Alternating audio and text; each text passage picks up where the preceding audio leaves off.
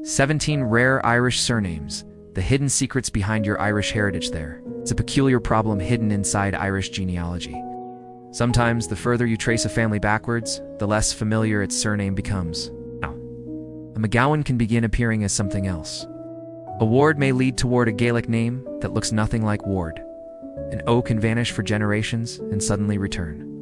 And a surname that appears unmistakably Norman can turn out to conceal a deeply Gaelic story. This means one of the biggest mistakes in Irish ancestry research can happen before you have even opened the first record.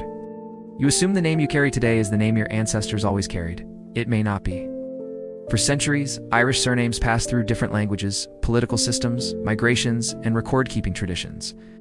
Gaelic forms were anglicized, spellings shifted, prefixes disappeared. Some names were translated according to meaning, others were written according to sound.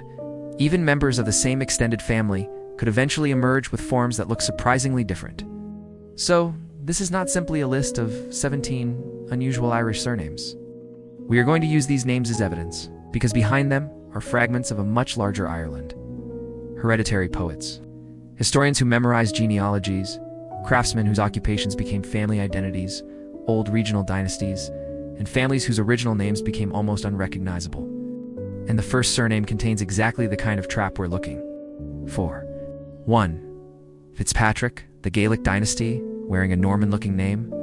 If someone placed the surname Fitzpatrick in front of you and asked you to guess its origin, there is an obvious clue. Fitz. That element is strongly associated with the Anglo-Norman naming world. Fitzgerald, Fitzwilliam, Fitzmaurice. So Fitzpatrick should fit neatly into the same story, except it doesn't. Behind the Irish Fitzpatrick tradition stands the Gaelic MacDermot Fadrig, associated historically with the ruling family of Osraj, or Osori, whose territory centered on parts of what are now County Kilkenny and County Lowy. In other words, the modern appearance of the surname can send you toward the wrong historical conclusion. And that is our first rule. Never judge an Irish surname solely by what it looks like today. A name can acquire new clothing without acquiring new ancestors. Fitzpatrick is especially useful because it immediately destroys the assumption that surnames behave like archaeological artifacts preserved exactly as they were created. They don't. They behave more like travelers. They adapt to the world through which they pass. And sometimes the transformation becomes so complete that the original identity is difficult to see at all. Our second surname takes us into an entirely different corner of Irish society. This family wasn't simply trying to preserve its own ancestry. Its members became famous for preserving the ancestry of other people. To MacFirbis, the family paid to remember the past. Imagine living in Ireland before certificates, searchable databases, and national censuses. Powerful family claims descent from an important ancestor. Another branch disputes it. Land, prestige, and political legitimacy may depend upon genealogy. But where's the family tree? Who remembers which son belonged to which father? Who knows how one ruling house connects with another? In Gaelic Ireland, learned families could specialize in precisely these forms of knowledge. Among the most remarkable were the MacFirbises, commonly rendered MacFirbis. They became associated particularly with the learned tradition of Connaught and produced historians and genealogists whose work preserved information that might otherwise have disappeared. One of the best-known later figures from this tradition was Dubaltach MacFirbis, the 17th century scholar whose genealogical work became enormously important for the preservation of Irish historical material. There is something beautifully ironic about that surname surviving today. Modern people spend hours searching genealogy databases, trying to reconstruct forgotten families. Centuries ago, members of this family belonged to a world in which remembering families was itself specialized work. Think about what had to be preserved. Not merely names, relationships, marriages, dynastic branches, territorial connections, claims of descent, stories transmitted across generations. A society can lose a castle and still know where the stones once stood. But when genealogical memory disappears, an entire human network can vanish without leaving ruins behind. The MacFirbis tradition helped prevent some of that disappearance. And they were not alone, because another rare surname takes us into the same extraordinary intellectual world. 3. O'Clery. When your family business was History O'Clery, from Wyclary, is one of those surnames whose historical associations are far larger than its modern frequency might suggest. The O'Clerys became renowned as a learned Gaelic family associated with scholarship, poetry, and historical writing, and, eventually, members of that tradition would become connected with one of the great monuments of Irish historical scholarship, the compilation commonly known as the Annals of the Four Masters in the 17th century.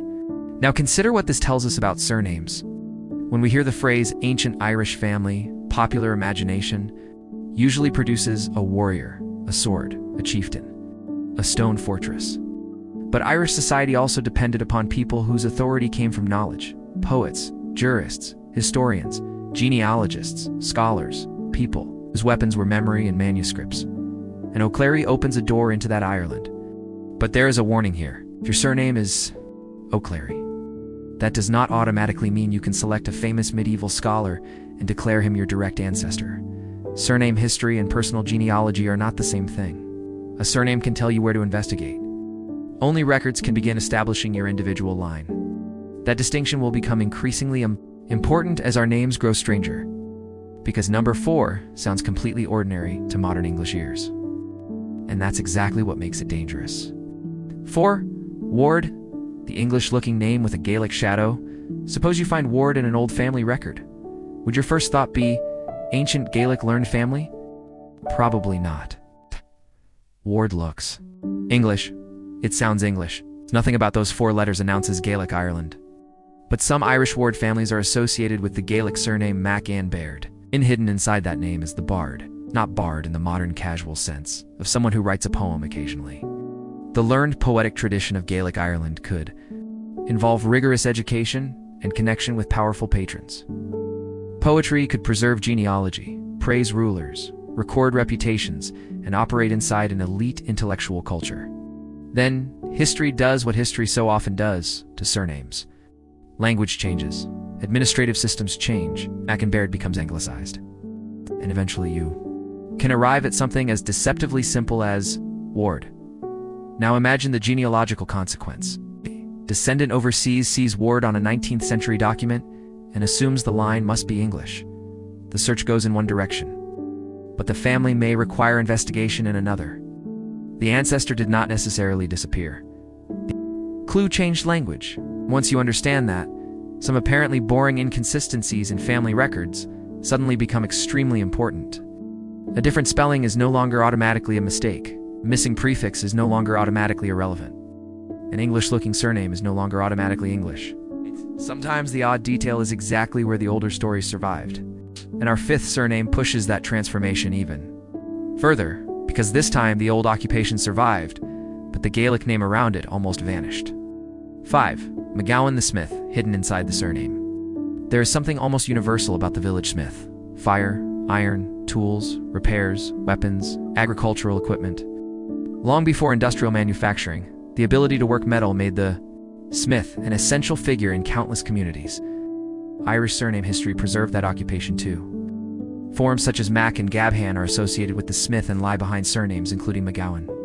But here's where the family historian needs to become suspicious. Because Gaelic occupational surnames did not always survive into English in one predictable way. A name could be rendered phonetically, it could be altered, or the meaning itself could influence the English form. So the trail you expect to continue under McGowan may eventually demand that you consider completely different looking records. And this reveals something much larger than the origin of one surname. Family history can break when the researcher becomes too loyal to spelling. Your ancestor did not know that 200 years later, you would type one exact surname into a search box. The priest wrote what he wrote. The clerk heard what he heard. The census enumerator recorded what he understood. The emigrant adapted. The children inherited the new form. Suddenly, generations later, you think the older family has vanished, perhaps. It hasn't. Perhaps you were simply searching for a spelling that did not yet exist. And that brings us to surname number 6. This one looks even more English than Ward. In fact, it looks less like a surname origin story than a profession written on an office door. But behind some Irish examples is a Gaelic name most descendants would never think to search, and that is where the trail becomes genuinely strange.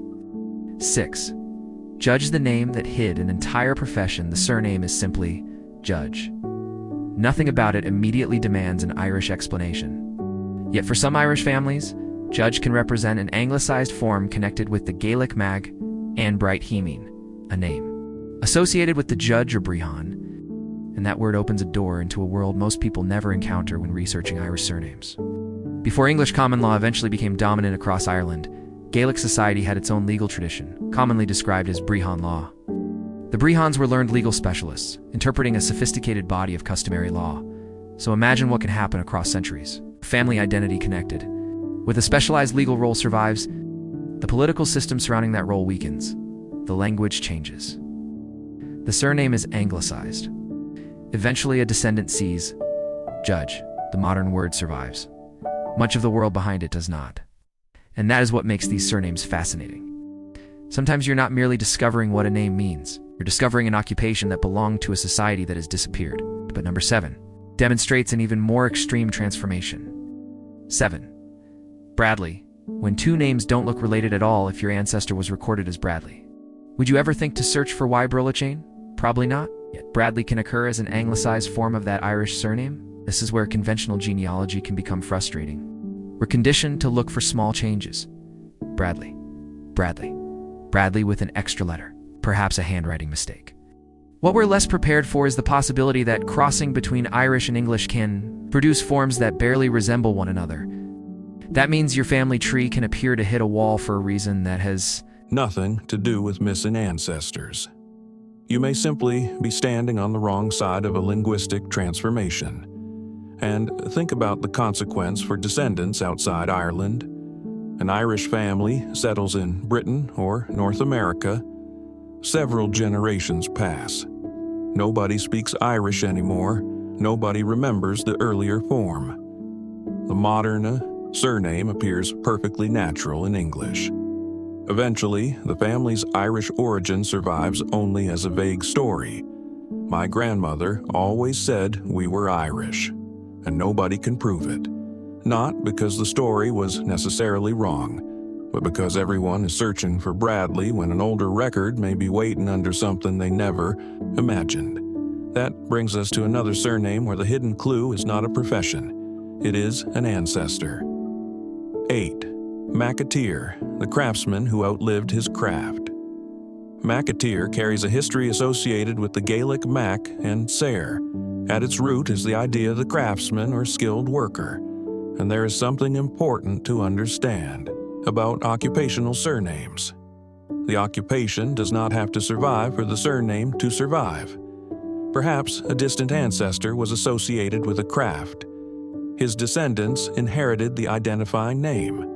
Then one became a farmer, another became a merchant, another crossed the Atlantic, another worked on the railway. 500 years later, nobody in the family has practiced the original craft for generations, but the occupation remains fossilized inside the surname.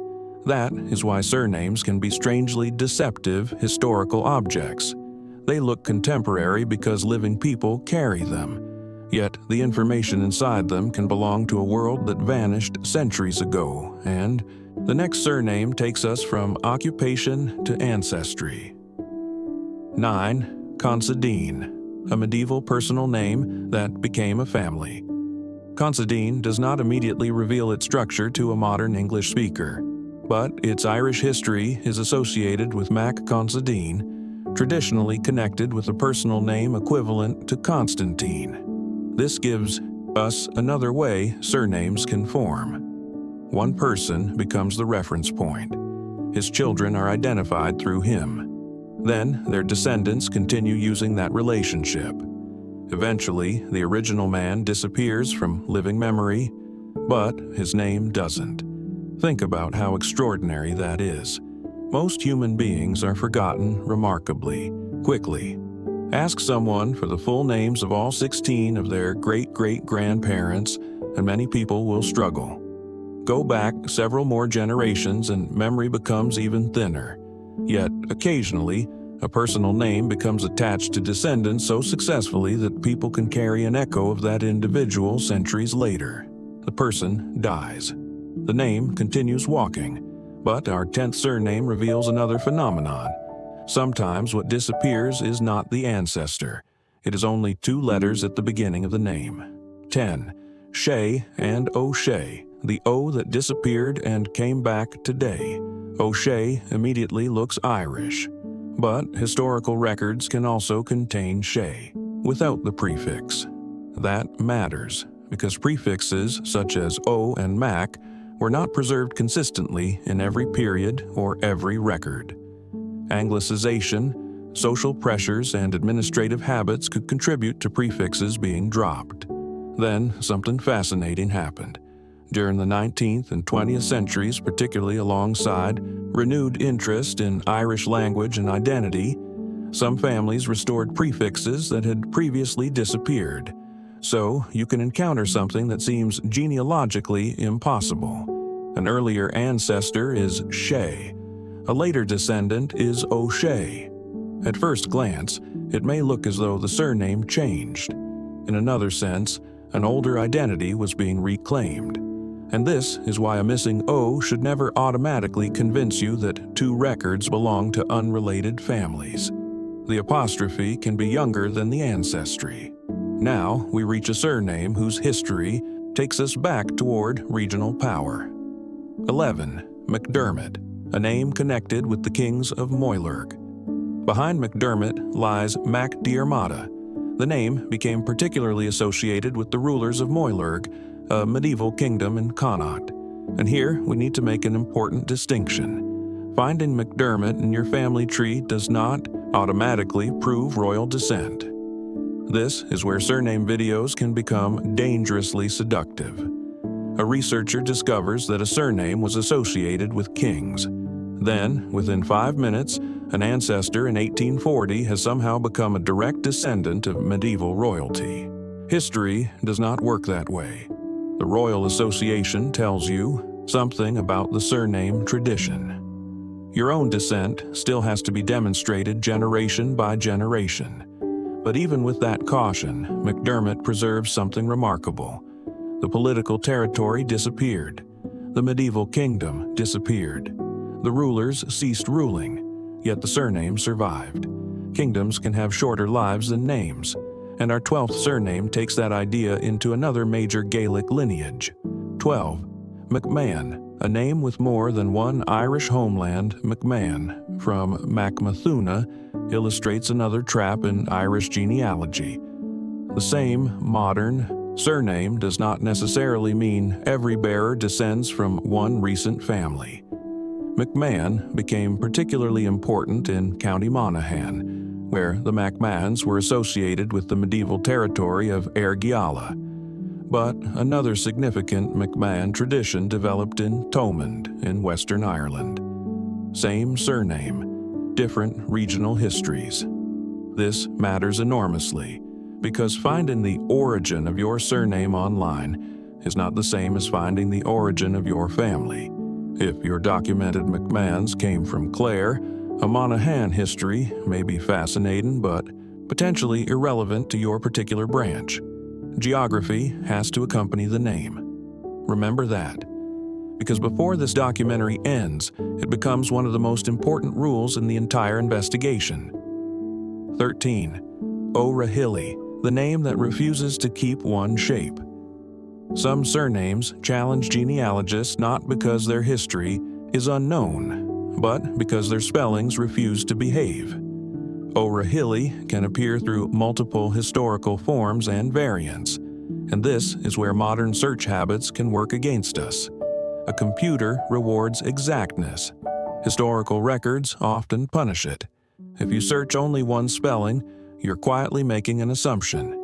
My ancestors and every person who recorded them spelled this name exactly the way I do. That assumption becomes weaker the further backwards you travel. Spelling was not always standardized. Literacy varied. Clerks wrote names according to what they heard or understood. Irish pronunciation met English orthography.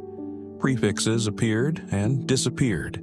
So, when one surname suddenly vanishes from a parish register, don't immediately assume the family moved. Search the neighbors. Search the first names. Search witnesses to marriages. Search sponsors at baptisms. Search the same, townland. And search the ugly spellings, especially the ugly spellings, because the record that breaks your family tree open may be the one whose surname looks wrong. 14. Heaney, when a familiar name has an older face.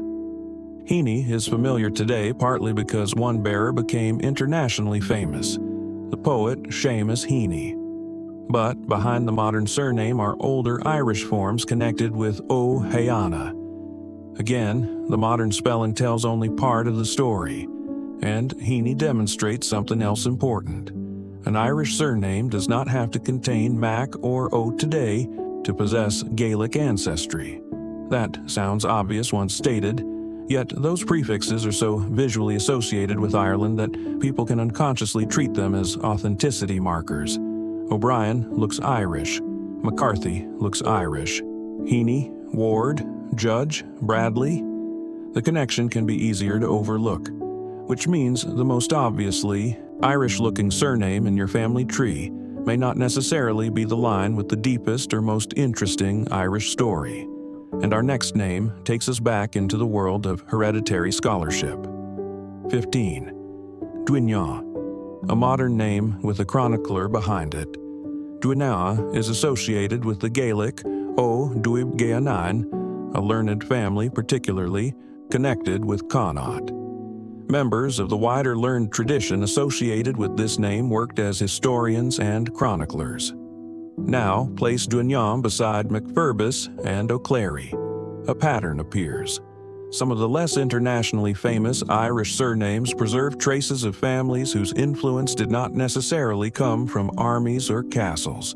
Their power was intellectual. They maintained genealogies.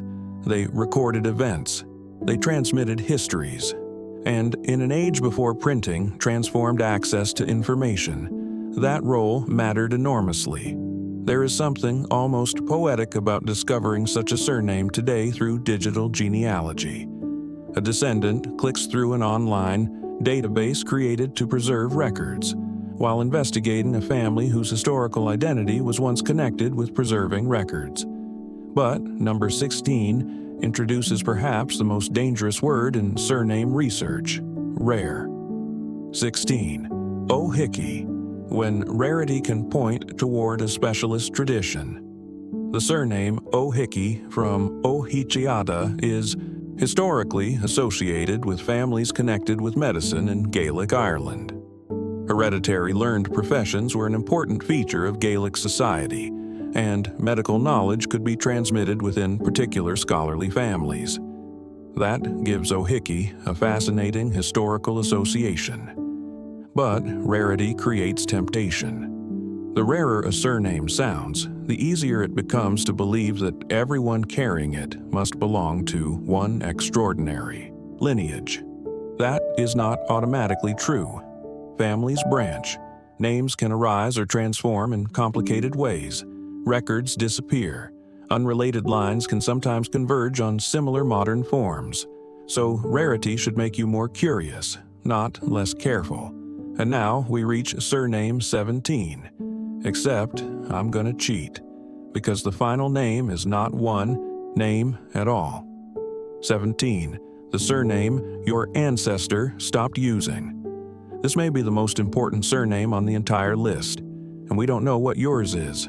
It could be the Gaelic form behind Ward, the missing O before Shea, an unexpected spelling of O'Rahilly, a translated occupation, a name written phonetically by someone who had never seen it before, or a completely different variant sitting unnoticed in a parish register. That is the twist hidden behind all 17 stories. The rare Irish surname you should be searching for may not be the surname you currently possess. Modern genealogy encourages us to begin with a name. Irish genealogy often requires us to eventually become suspicious of it.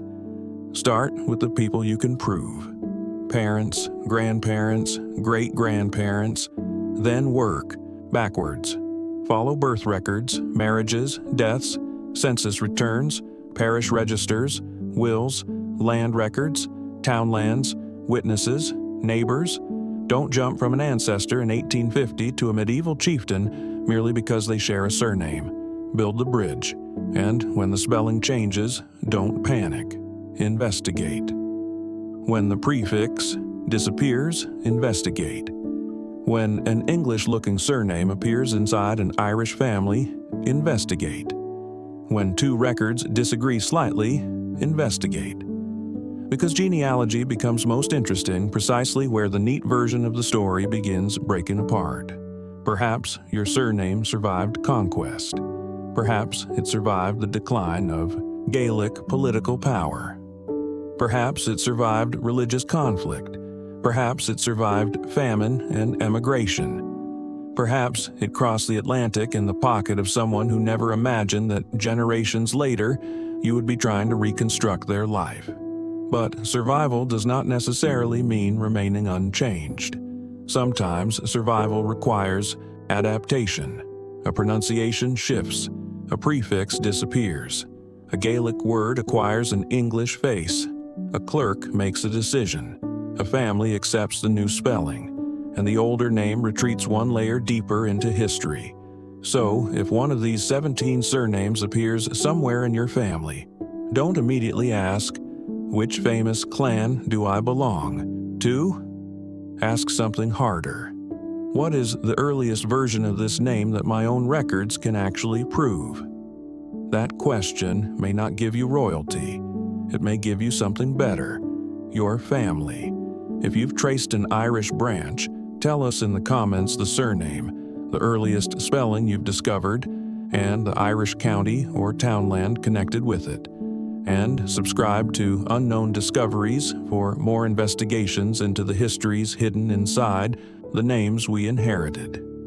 Because a surname is not simply something your ancestors handed down unchanged. Sometimes it is evidence of everything their family had to pass through to survive. And somewhere behind the name you use today, another version may still be waiting to be found. Don't forget to subscribe to Unknown Discoveriez for more videos like this.